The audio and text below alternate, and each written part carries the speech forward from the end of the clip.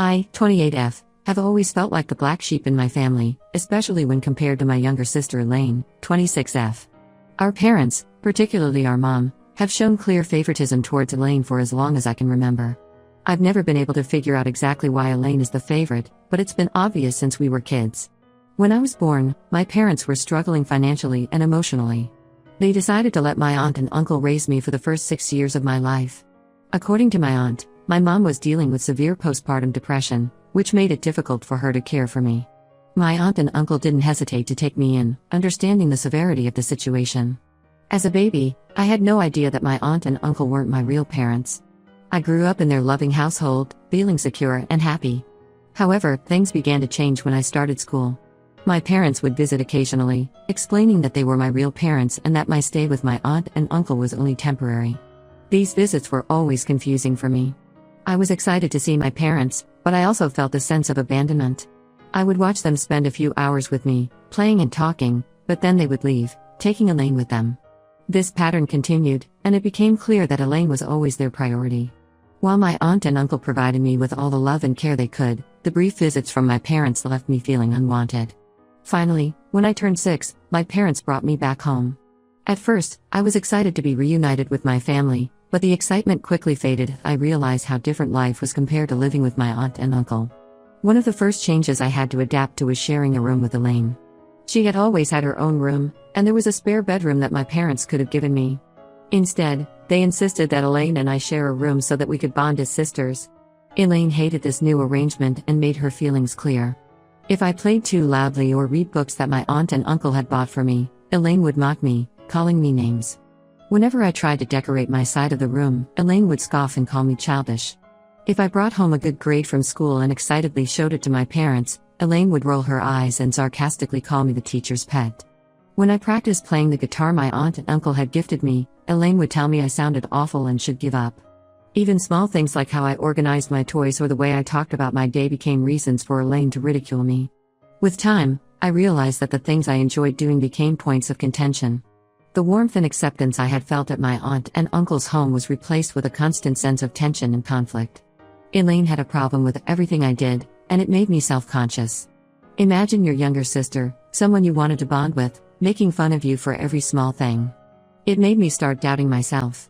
I was too young to understand that what Elaine was doing was bullying. I thought maybe I was the problem and just wanted to fit in with my family. I stopped reading my books at home and would only read them at school. I stopped playing my guitar altogether.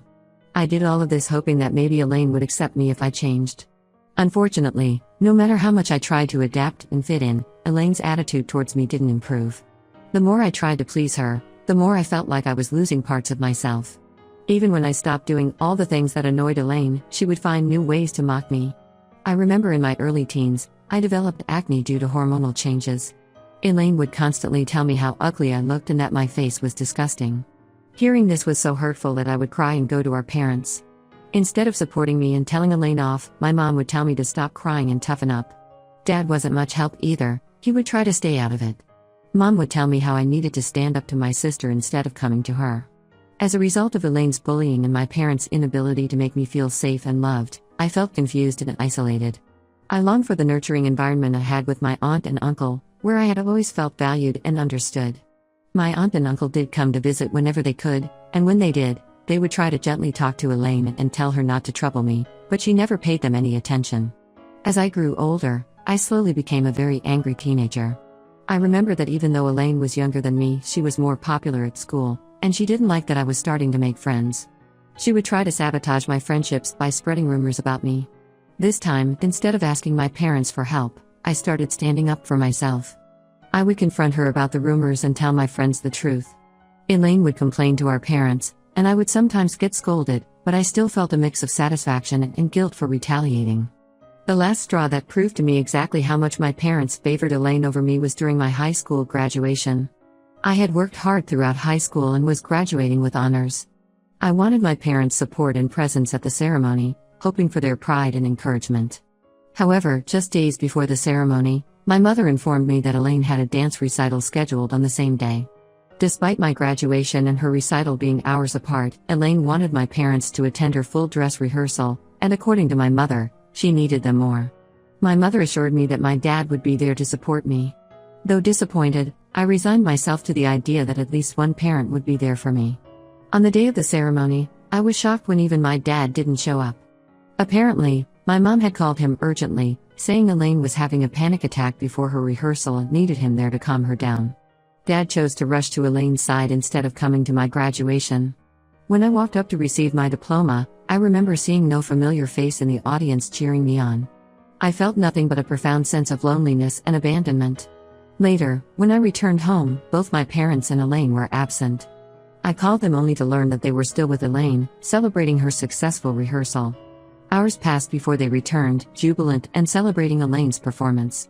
They hugged her tightly and praised her accomplishments as if it were the most significant event of the year. I couldn't shake the jealousy and hurt I felt at that moment. My parents didn't even apologize to me for missing my graduation. It was a stark realization of where I stood in my parents' priorities. Despite my hard work and achievements, I was always overshadowed and unappreciated compared to Elaine. This entire thing became a turning point in my understanding of how my parents viewed us, and it shaped my perception of myself within my own family. I started to stop asking my parents for help or for them to be present. I stopped thinking that I could depend on them. Whenever I performed well in my studies or extracurricular activities, I no longer bothered telling them anything. The only people I could talk freely about my achievements with were my aunt and uncle, and they always appreciated me, even for small things. Their words meant more to me than any recognition from my parents ever could. When Elaine graduated from high school and was accepted into a prestigious university, my parents made a huge celebration out of it. They were bursting with pride, bragging about her achievements to everyone and hosting a party in her honor. I congratulated my sister because I genuinely felt happy for her, despite our difficult relationship. A year later, when I graduated from college with a degree in computer science and a job offer from a top tech company, my parents did nothing of that sort. Seeing this, my aunt and uncle wanted to celebrate my achievement by organizing a small gathering with close relatives and some of my friends. Initially intended to be a modest affair, word spread and many more family members and friends expressed their desire to join and show their support for me. However, my parents expressed disapproval, deeming this celebration as over the top. They felt that I didn't deserve such a lavish celebration, especially when they hadn't done the same for Elaine when she started college. Admittedly, the party that my aunt and uncle were throwing for me was indeed more elaborate than the one Elaine had when she graduated high school. However, I wish my parents could have let me have just one day without complaining. My mother argued that Elaine would feel really bad if she found out that our aunt and uncle were celebrating me with a party, especially considering they had only given her a gift card when she graduated. My aunt, visibly upset, reminded my mother how she and my uncle always had to step in to support and celebrate me because my parents never did. She pointed out how my parents had enthusiastically celebrated Elaine's achievements but seemed indifferent to mine. My uncle echoed her sentiments, questioning why there was a double standard in celebrating their children's successes. In response, my parents defended themselves, arguing that it was challenging to balance celebrations for two children and that their focus had naturally been on Elaine's milestones since she was the youngest. They claimed their hands were full and that they couldn't do everything for both of us equally. My mother further justified that just because they didn't celebrate me enough didn't mean that they didn't love me. Thankfully, my aunt and uncle were not convinced. My uncle argued back passionately that being parents meant being there for both children, not just one. He criticized my parents for not treating me with the same enthusiasm and support they always showed Elaine. In the end, my parents had no argument to stand on, so I did end up having a big party, just as my aunt and uncle wanted me to have. I had invited Elaine to attend, but she told me she was too busy with college preparations to attend a silly little party. For years, my parents continued to show their favoritism towards Elaine, even when we were both adults. It's also particularly evident in how they treat us and our significant others.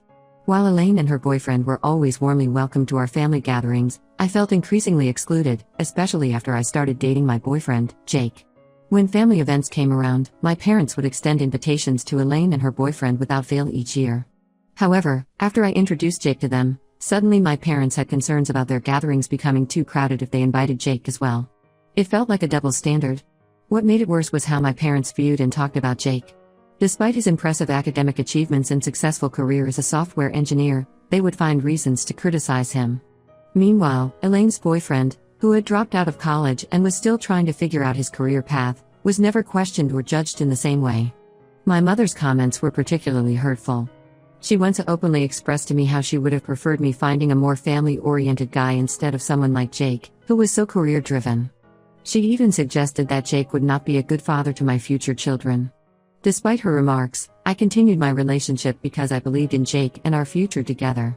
I even started declining invitations to family dinners and annual holiday events to avoid giving my parents any reason to criticize Jake. I don't believe my absence had much of an impact on them. Now, coming to the main reason why I'm posting on Reddit today. 6 months ago, Jake proposed to me, and I said yes. I had no doubts in my mind that he was the one for me. This man has given me so much love and support over the years, I can't even imagine my life without him. When I informed my parents about the engagement out of courtesy, wanting them to hear the news from me rather than from someone else, I was met with mixed reactions. My dad seemed genuinely happy for me and congratulated me, while my mom remained silent. Later, my mother texted me to express her disappointment. She said she was disappointed that I had not listened to her and had gone ahead with the engagement to Jake. She claimed that as a woman, she knew other women better and felt Jake would not be a good fit for our family. I was taken aback and told her to stop, as I was tired of her constantly bringing down my relationship. I asked her if she had any legitimate reason for her dislike of Jake or if it was just unfounded prejudice. This is when my mom retorted, saying that Jake constantly challenged her opinions, unlike Elaine's boyfriend. This statement left me speechless. It was true that Jake isn't someone who lets other people walk all over him. In the past, whenever my mother had tried to subtly mock his career choice or his views, Jake has never let it slide. This is one of the things I admire about Jake, he stands up for himself. He's aware of our family's history, and unlike me, he doesn't hesitate to assert himself with my mother. However, Jake has never been outright disrespectful, his responses are typically polite but firm. It was clear to me then that my mother's issue with Jake was not based on any real behavior or character flaw, but rather on her discomfort with someone who wouldn't simply agree with everything she said. I told my mother that I didn't feel what Jake did was wrong in any way and that I wished I was more assertive like him. My mother retorted that Jake was a bad influence and that he was changing me too much. I paid little attention to my mother's criticisms and continued enthusiastically planning my wedding with Jake. 2 months ago, I sent out wedding invitations to everyone, including Elaine.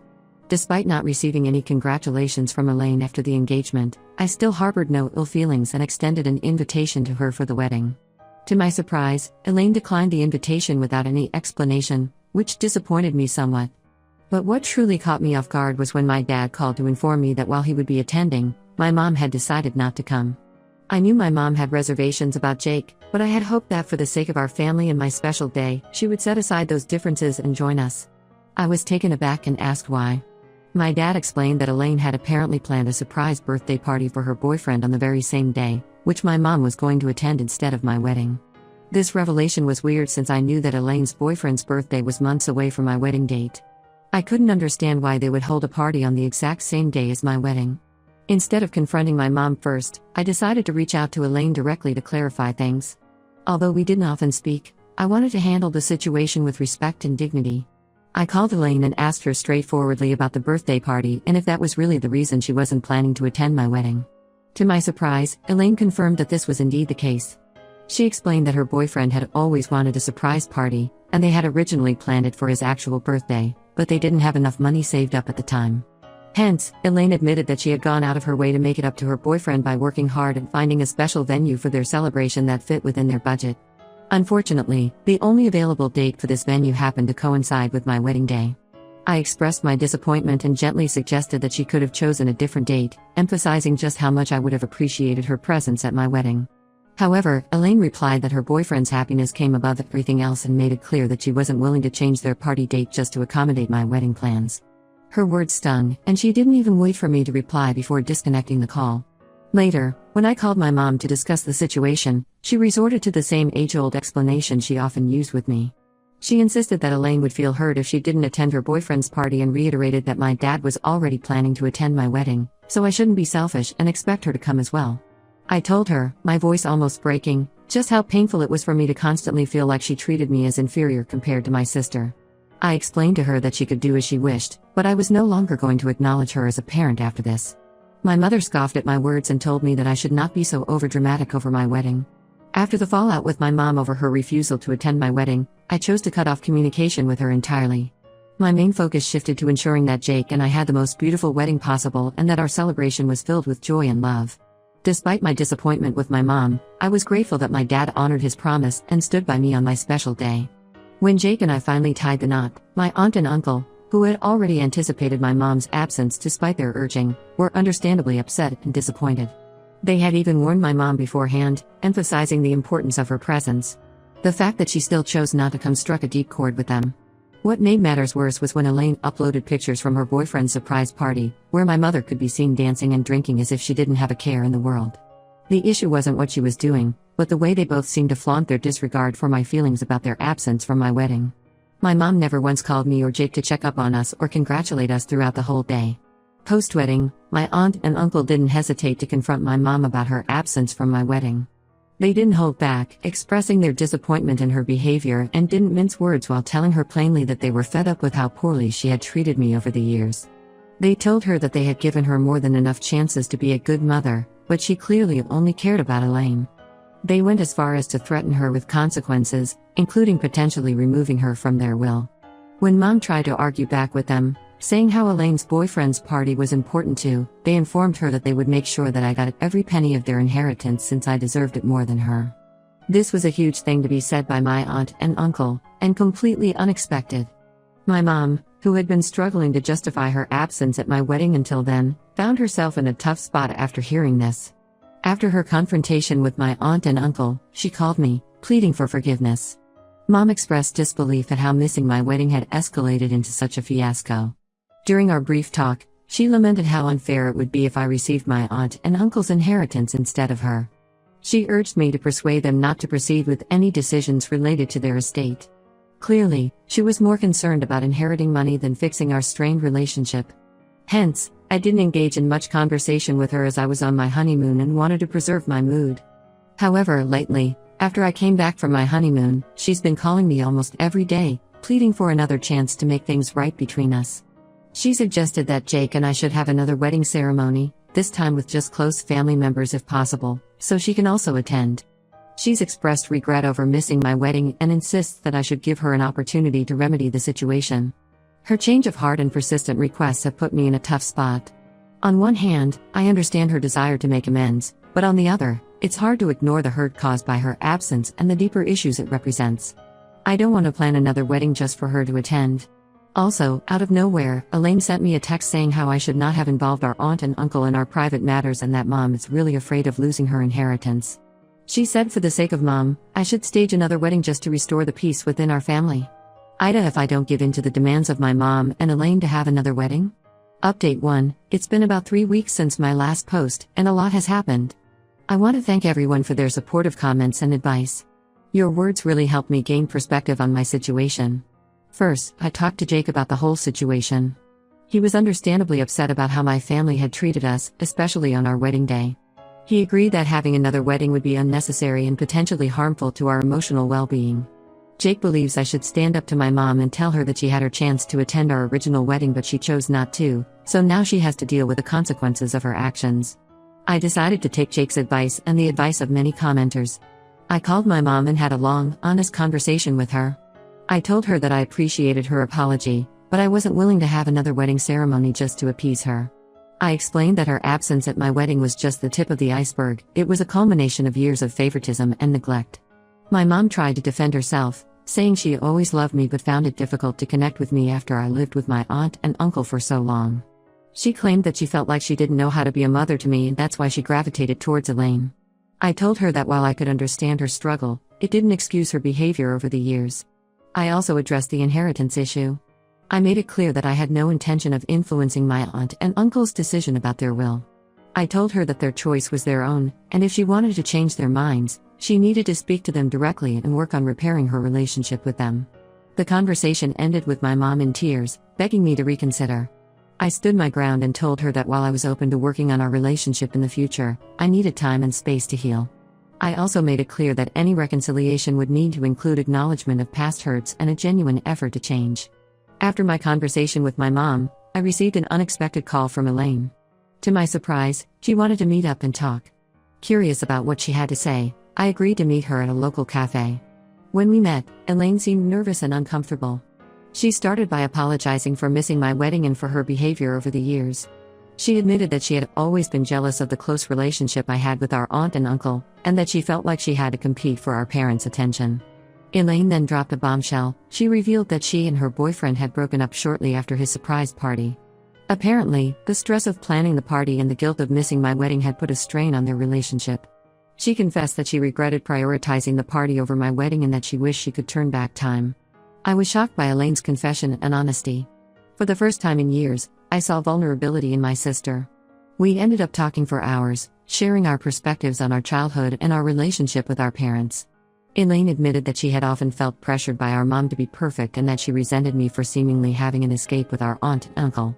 While this conversation didn't erase years of hurt, it felt like a step in the right direction. Elaine and I agreed to work on our relationship and to be more open and honest with each other in the future.